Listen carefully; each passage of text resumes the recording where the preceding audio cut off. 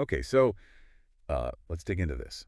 When you're building software, right, your code almost never just sits there alone, Yeah, exactly. It's always talking to something else. right? Like databases, maybe some external APIs over the web, or reading from files. All that stuff. And when you try to test your specific bit of code, your unit tests, that's where things can get messy. Oh yeah, relying on those external things, it can be a real headache. They might be slow Super slow sometimes. or unpredictable, like the network drops or someone changed the database schema slightly. Mm-hmm.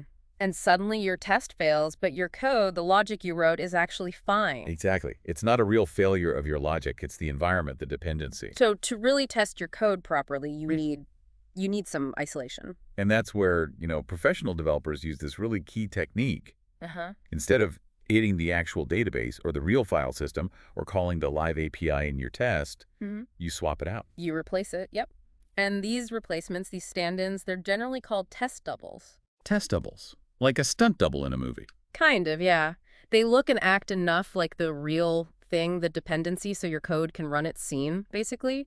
But they're designed specifically to make testing smoother, faster, more reliable. Okay, so speed and reliability, you mentioned those. But, like, why else go through the trouble of setting these up? Well, the big thing is control. Absolute control. Control. How so? Test doubles let you reliably fake situations that are, frankly, a pain to set up for real.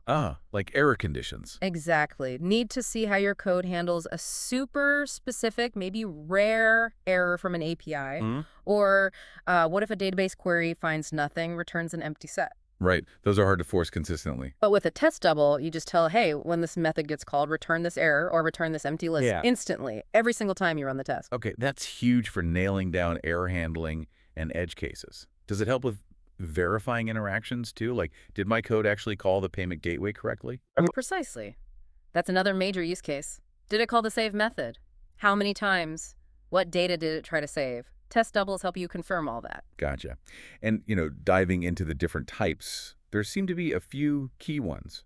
Yeah, they each have a slightly different flavor, a different job. Like stubs, those seem like the simplest. Their main job is just providing data. That's the core idea, yes. A stub is basically pre-programmed with answers. Canned responses. Right. Your code calls a method on the stub, maybe get user profile, and the stub just hands back whatever user data you told it to provide beforehand. It doesn't actually do anything, just provides the data needed for your code to keep running. Simple enough. So if I need a user profile, the stub just gives me a fake one. Done. How are mocks different then? They sound similar. They can provide canned responses like stubs, but mocks have an extra layer. Their primary focus is on verifying behavior, interaction. Verifying behavior. Okay. So with a mock, you set up expectations before you run your code. You say, okay, mock object, I expect your save user method to be called exactly once, and the user object passed in should have an email address. Okay. You define the expected interaction up front. Exactly. Then you run your code, and afterwards you ask the mock, were those expectations met? It's about asserting how your code used the dependency. Okay, that's a clear difference. Stubs give data to your code. Hmm. Mocks check interactions from your code. Makes sense. What about the third type, spies? Spies are interesting. They often wrap around a real object or function. Oh, so they don't always replace it entirely. Not necessarily. A spy kind of sits in the middle. It lets the real dependencies code run like normal, but it records what happens. It eavesdrops. So you can check after your code runs, was this function called? How many times? What arguments did it get? Precisely. You can spy on the real interaction. Now, you can sometimes configure spies to change behavior too, maybe stub out just one specific method while letting others pass through, but their core is observation. Wow, okay. So you've got providing data, stubs, verifying calls, mocks, and observing real calls, spies. That covers a lot of ground. The examples like swapping out a simple math module. Right. That shows how fundamental this is. If your code uses, say, math.add, A, B, in your test, you could replace the whole math module with a mock. And then you could check that add was called with the right numbers. Yep. Or you could even make the mocks add function throw an error, just to test how the rest of your system handles that failure. It's this ability to control and observe the dependencies that's so powerful. And actually, it pushes you towards writing code that's naturally less tangled up with its dependencies. Which makes it more modular, easier to change later, easier to understand. All of that.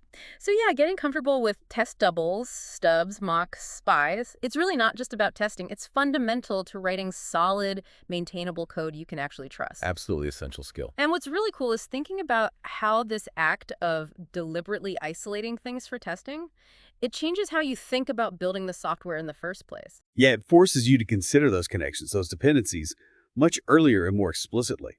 So, here's something to think about.